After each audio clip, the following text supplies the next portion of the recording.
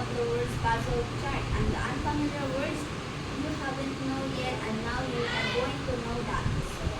The Earth appears to the peaceful and quiet planet, but there are changes that occur eventually that cause the movement of the layers of the Earth, and one of that is earthquake. So earthquake is a natural phenomenon.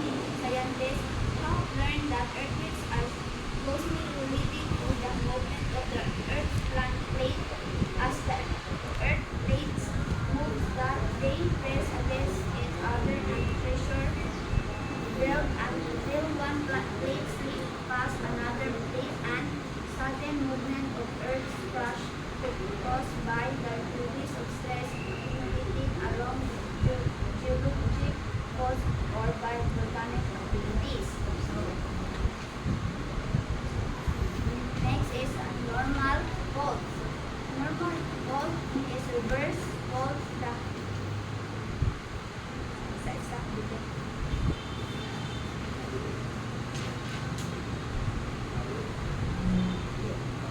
normal fault is caused by the tension in the Earth's crust pulling a crack apart. These pictures show a normal fault. The next is reverse fault. The hanging wall has moved upward relative to the foot wall. Reverse faults occur where two blocks or cracks are forced together by compression. So, ito siya ang reverse fault pictures. So, straight slip fault happen when the rocks or either sides of the fault line moves horizontally. So, this is a straight slip fault. Next is volcanic eruption. Another change of the Earth's surface. Volcanic eruption is occurred when the pressure extended by the surrounding rocks or magma is increased as magma moves upward to the surface. Now, do you learn many things from our class today? Yes, ma'am. So, very good.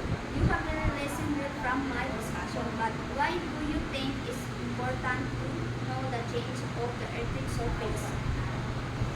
So, Eva?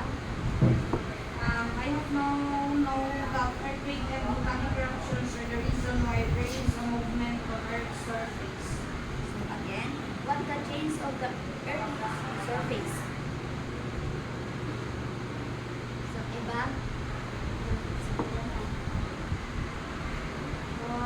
What are the changes of the Earth's surface? The changes of the Earth's surface are the stress. Okay, so what is earthquake?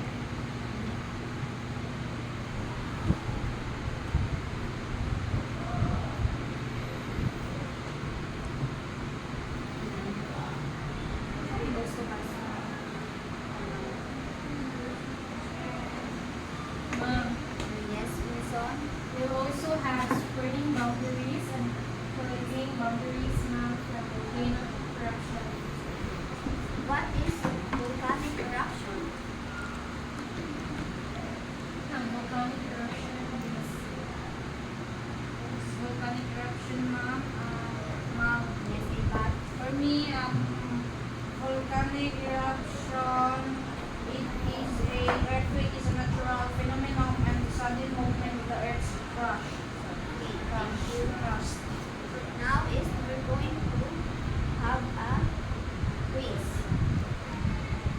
Read the following statement and identify the correct answer. Put your answer on the blank before the number. So get one sheet of paper and answer it.